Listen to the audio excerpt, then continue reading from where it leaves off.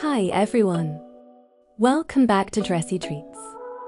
Today, I'll be making a fish fry. For this, I'll be using 250 grams fish, 50 grams corn flour, 2 teaspoons pepper powder, salt to taste, 2 teaspoons lime juice. First, cut the fish cubes into thin slices. I am using tuna fish for this recipe, but you can also use any other diced fish.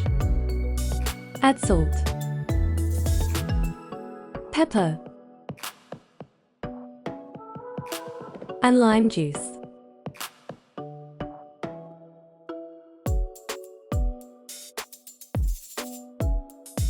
Cover and leave aside for 20 minutes.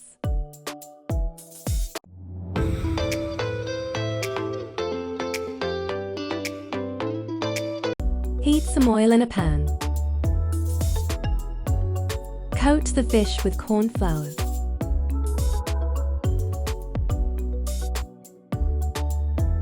Fry until golden brown.